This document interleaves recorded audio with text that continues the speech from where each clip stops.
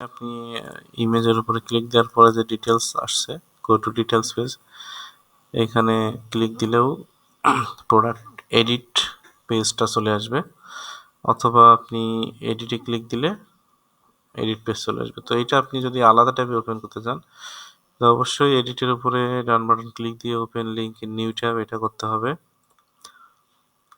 কারণ আমরা চাচ্ছি না এই পেজটা হারাই যাক, নাহলে আমাদের আবার ব্যাক করতে হবে।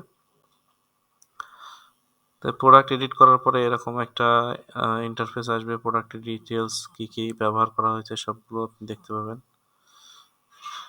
কোনো কিছু যদি আপডেট করার প্রয়োজন হয়, যেটা ক্লায়েন্টের রিকোয়ারমেন্ট অনুযায়ী, সেটা আমরা আপডেট করব। যেমন প্রাইস আপডেট করা হতে পারে, আপনার ক্যাটাগরি হয়তো চেঞ্জ করতে হতে পারে, টাইটেল এডিট করতে হতে পারে, এসকিউ চেঞ্জ করতে হতে পারে, প্রাইস চেঞ্জ করতে হতে পারে, কোয়ান্টিটি চেঞ্জ করতে হতে পারে। সো এরকম যদি প্রয়োজন হয় তাহলে মানে যে কোনো কিছু আপনি এডিট আপডেট করতে চাইলে এখানে সেটা আপনি আপডেট করতে পারবেন।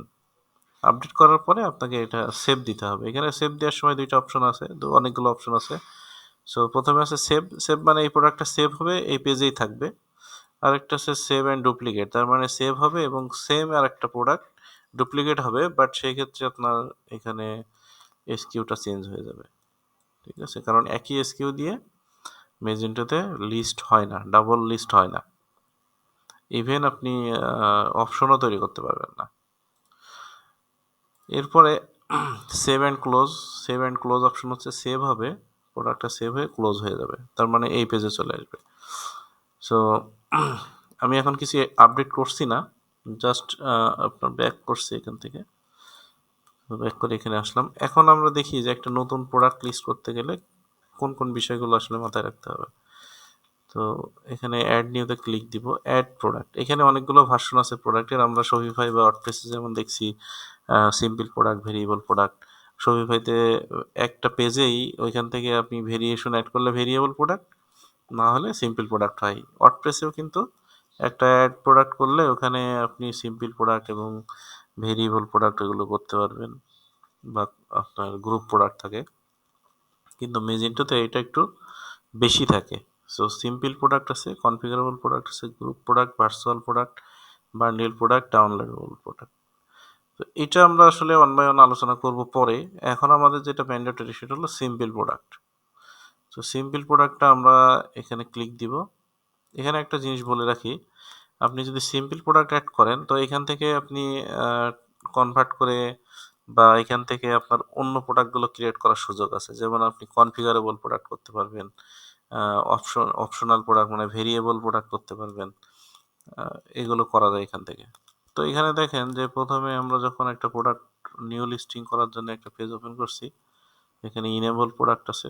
তো ইনেবল একটা বাটন, এটা ইয়েস করলে প্রোডাক্টটা ইনেবল হবে, অ্যাক্টিভ থাকবে, এটা ওয়েবসাইটে ভিউ করতে পারে, কাস্টমাররা কিনতে পারে, দেখতে পারে, মানে পাবলিকলি এটা ভিউ হবে। বাট যদি আমি ডিসেবল করি তাহলে এটা শুধুমাত্র অ্যাডমিন অ্যাক্সেস যার কাছে থাকবে সেটা দেখতে পারবে, বাইরের কেউ দেখতে পাবে না।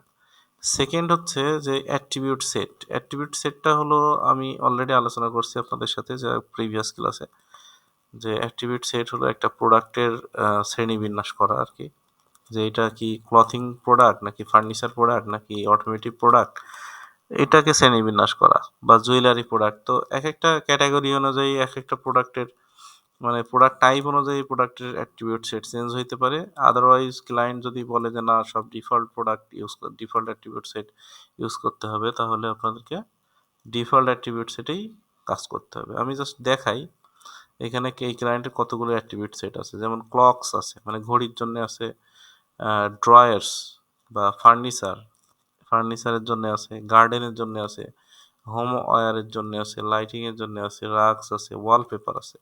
সো দেখেন প্রত্যেকটা অ্যাট্রিবিউট সেট কিন্তু আলাদা আলাদা একটা ক্যাটাগরি, স্পেসিফিক একটা ক্যাটাগরির জন্য ক্লায়েন্ট ইউজ করতেছে। মানে এটাকে আপনি বলতে পারেন নিচি বা নিশ বলে আর কি, যে এক একটা ক্লায়েন্টের এক এক রকম নিশ থাকে। তো এই ক্লায়েন্ট হয়তো সবগুলো নিশেই প্রোডাক্ট লিস্টিং করাচ্ছে, তো সেই ক্ষেত্রে এখানে অ্যাট্রিবিউট সেট অ্যাড করতে হবে। আর মেজেন্টো কিন্তু মাল্টি ভেন্ডর সাইট, মানে একটা স্টোর থাকবে, ওই স্টোরে হয়তো 10,000 প্রোডাক্ট থাকতে পারে, তো 2,000 প্রোডাক্ট থাকবে হয়তো একটা স্টোরের জন্য, মানে ক্লকস ওয়েবসাইটের জন্য।